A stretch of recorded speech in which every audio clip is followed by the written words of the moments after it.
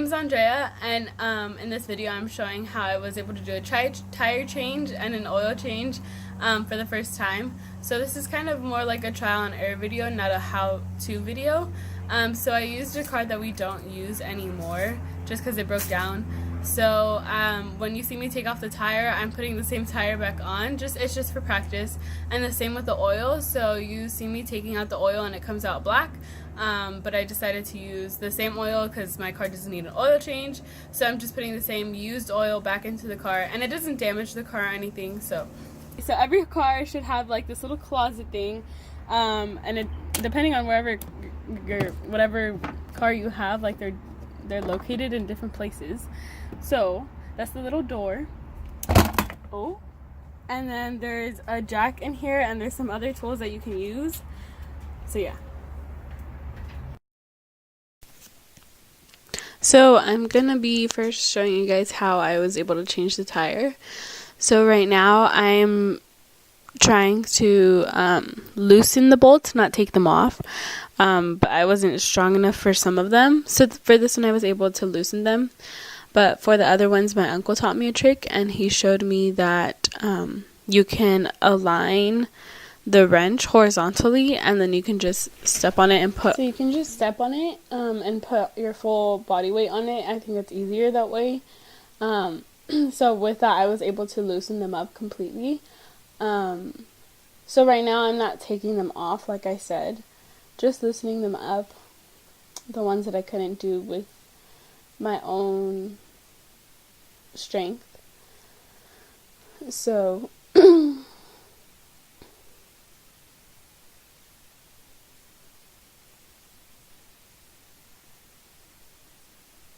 and make sure to align, or make sure to put the wrench in completely, like all the way in, because if you don't, then you could step on the wrench and it could come off and you can hurt yourself.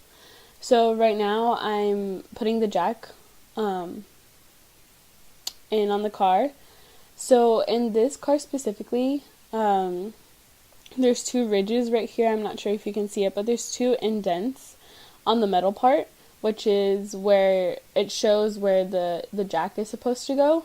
Not all cars have it, but this car that I was practicing on did have it, so I was able to put it there. So I tightened it all the way that I could with my hands, and then once I couldn't do it with my hands anymore, I used that tool I found on the door, which I showed earlier in the beginning of the video. It was on the door where I found the jack at. So you just hook it up and then you start twisting it, and make sure to elevate the car so that the tire doesn't touch the ground. I don't know if you can tell or not, but it's not touching the ground right now. So now is when you want to take off the bolts completely. Make sure to, before you even start this whole process of taking off the tire and putting a new one on, make sure that the parking or the emergency brake is on, just because you don't want the car to move around, or if you're on an elevated road, you don't want the car to move back, and that wouldn't be good. So make sure to put your emergency brake on before you start this whole thing. So for whatever reason, when I was taking off, I was able to take off all the nuts completely, and it was pretty easy. So for whatever reason, I was having trouble with this one, so I just decided to use the wrench to take it off. So you can do that too if you want to, whatever makes your life easier. So yeah.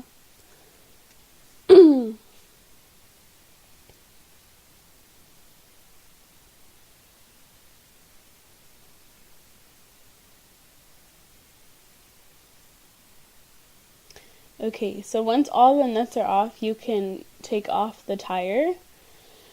And I didn't really know how heavy a tire is, but it's pretty heavy. So, yeah. So, putting the tire back on is pretty much the same process. But you want to make sure that your tire and the hub is connected. So, the hub is like the part that's attached to the car, but not attached to the tire until you screw it on. I don't know if that made sense or not. But, that's what my uncle was explaining to me right now, that you have to kind of move it around and and twist it so that it goes into place and it aligns and it lays on the hub. It's called the hub. So I was able to get it in that correct position. It was just hard for me to hold it in that position while putting the screws on, so I kind of figured a way to do it. So I put it in the correct position against the hub, and then I was holding it with my knee and one hand, and then I would screw on the bolt with the other hand. So there you go. So that's how I was putting both of them on. So right now I'm going to show you the hub and the part of the tire that has to be laid flat together. So I don't know if you can tell, but there's a red-ish part, that's the hub, and then the black part is the part of the tire. So you're going to want to make sure there's no spaces in between both of them, because if there is, then you're not screwing on the tire completely, and that's not good. You can have the tire fall off or while you're driving or whatever. So make sure that it's on completely.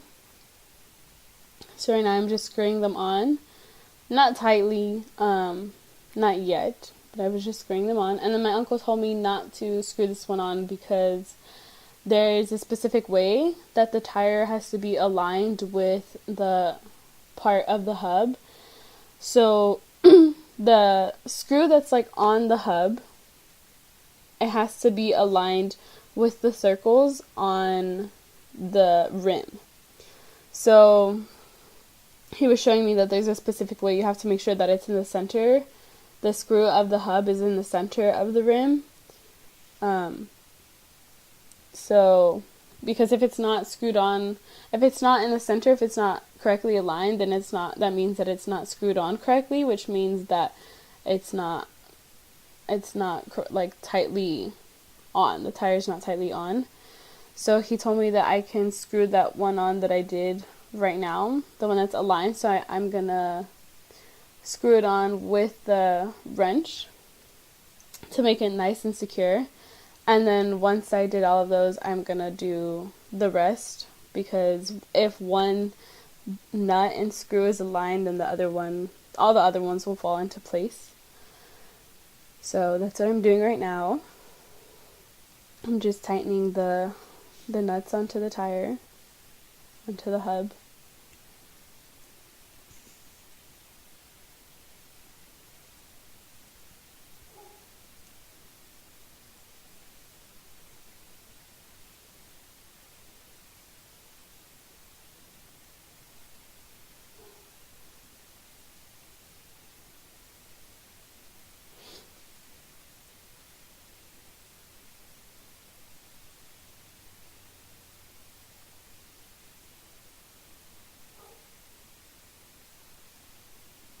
And you can also, when I was doing it, I was definitely able to tell when a screw was on completely or not. So you can tell, and you can just kind of move it around to make sure that it is in completely. So right now I am doing the same thing that I did to loosen the bolts. So I am putting the wrench in and I'm lining it horizontally so I can step on it. Make sure that when you're loosening the bolts, the end of the wrench is facing the left side, so it's turning left. And then when you're tightening the bolts, you're going to want the end of the wrench to face to the right. So when the wrench moves, it moves to the right. So I don't know if you guys know, but it's the thing is kind of like righty-tighty, lefty-loosey. That's kind of how you open. That's like a general rule for everything. So yeah, make sure you do that correctly. So right here I'm just popping open the hood, and that little latch is can be at different places, and then right here is the latch to open the hood manually. So it's located in different places just depending on your car. So that's how you open the hood, and then there should be a stick and you just put it into the hole on your hood like that. So yeah, to hold the hood up. So right now I'm checking the oil. So you want to take out your stick where the oil is at, and then clean it, and then you're going to want to stick it back in, and then you'll be able to tell where the oil is at, what levels it's at. So right now it shows that I have full oil. So yeah, so I'm good on my oil, but I'm gonna change it anyways, just to experiment and just to show how to do it correctly. So then you just put the stick back in and you leave it there. So my jack didn't go that high, so I wasn't able to change the oil, but my uncle had like a bigger jack, and so what he just put under the car right now is called a jack stand, which is to hold the car up. So yeah, so we use that, and you're going to want to place it just under the car, wherever it seems right.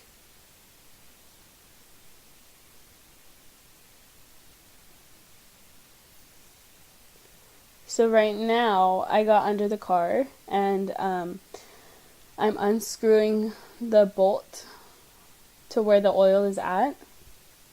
So I didn't really know how to use this wrench or this tool until he kind of showed me afterward. So right now I was able to unscrew the bolt. So you're not going to want to take off the bolt until you have a bucket underneath to dump all the oil out. So I just loosened it with the wrench, and then my uncle passed me a bucket so I can align it with the oil thing. So pretty much the oil comes out of where that little silver thing is at. It just comes out of one hole. When I got under there, it looked like it was kind of like a door, so you were to like unscrew it, and then it would fall, like everything would fall out, kind of like from a bucket, not just the hole. And he explained to me that the oil only comes out of that hole where I'm unscrewing at. So you'll see where it comes out of right now. So yeah, so I was able to unscrew it, and then the oil is coming out right now. So that's where it comes out of, and that's what it looks like.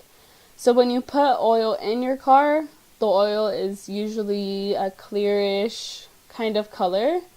And then when it goes into your car and you use that oil, it turns black or it turns brown because it's dirty and used.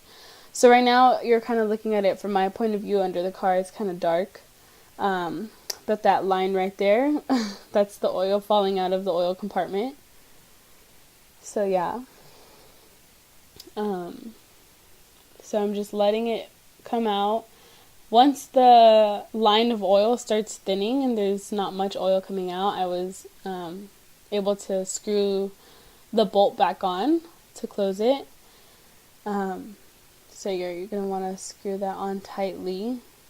And then once you screw it on with your hands, you're going to want to screw it on with the wrench again, just to make it nice and snug.